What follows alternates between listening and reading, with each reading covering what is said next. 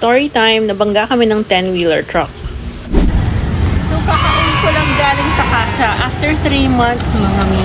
Grabe, ang tagal ng repair process. Panoorin niyo yung video na to para malaman. Huwag kalimutan mag-like at subscribe sa aking YouTube channel. It's a lovely day, PH.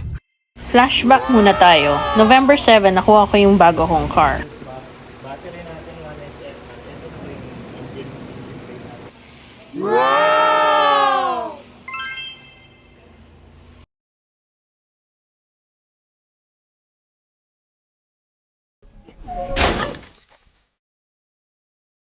Chinek ko muna yung family ko kung may nasaktan bago kami bumaba ng sasakyan.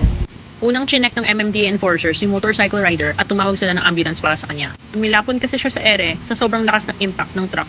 Advice lang sa akin ng isang MMDA officer nga pala. Pumunta dun sa MMDA main office nila para kumuha ng CCTV footage ng aksidente. Pinapunta ko yung kaibigan ko para kunin yung footage. Pagdating niya doon, sira daw yung CCTV ng Rocas Boulevard, corner Pablo Ocampo, so wala silang mabigay sa akin ng footage. Pumunta na kami sa traffic police station ng Pasay. Doon kami nag-file ng police report. Hiningan kami ng investigador ng repair quote or repair cost estimate ng damage ng sasakyan sa aksidente. Kailangan daw na mamigay namin yung quotation within the end of the day para sa police report niya. Umalis muna kami sa police station para maghanap ng kasa or talyer na makakagawa ng quote. Pero Sunday yon, so walang bukas at walang makakagawa ng quote within a few hours dahil sobrang laki ng damage ng sasakyan. Tumawag na sa akin yung investigador dahil dumating na doon sa police station yung owner ng truck. Napapili ako ng police kung magsasampa ba ako ng kaso laban sa truck driver or makikipag-areglo na lang kami. Guess what? Hindi pala kailangan ng repair cost estimate kung hindi ka magsasampa ng kaso against sa nakabangga sa'yo. Pagpasok ko sa police station, gusto ng police na mag-decide na ako then and there kung magsasampa ako ng kaso against the truck driver or hindi. Tinanong ko yung police kung ano yung mangyayari if I do file a case against the truck driver or if I don't, paano yung settlement. Pinili ko na mag-settle na lang kami ng truck owner dahil accident naman yung nangyari at walang may gustong.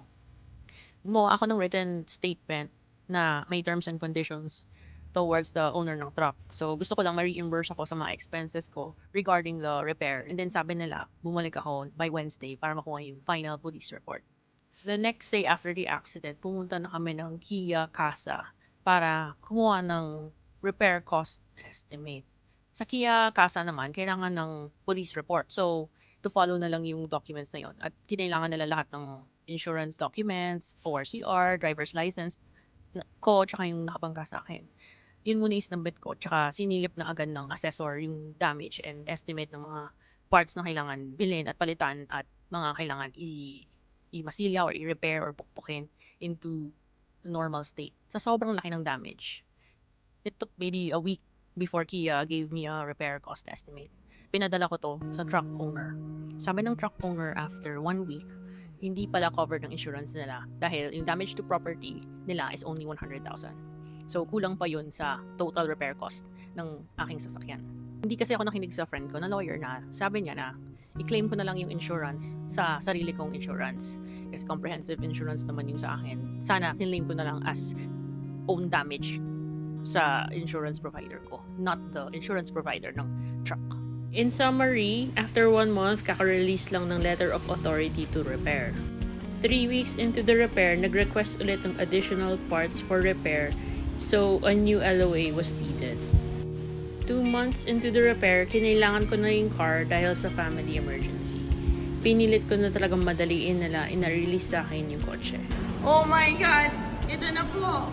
Insurance claims! After 3 months, I finally will get this! Oh my God, let's check it out!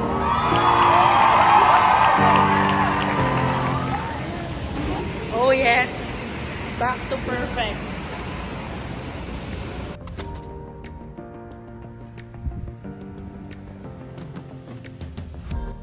Okay, March 15 na. Dito ko sa casa. Ngayon nung nirelease yung car after 3 months. Palabas na kami ng casa sa wheels. Uwi na kami finally. So mga ka-Sonnet owners, tignan natin kung back to normal na yung car after 3 months of repair. So, ngayon ko lang siya babuksan. Nakalimutan ko na sa nakalagay yung ano. Yung push button. Ito. Wow!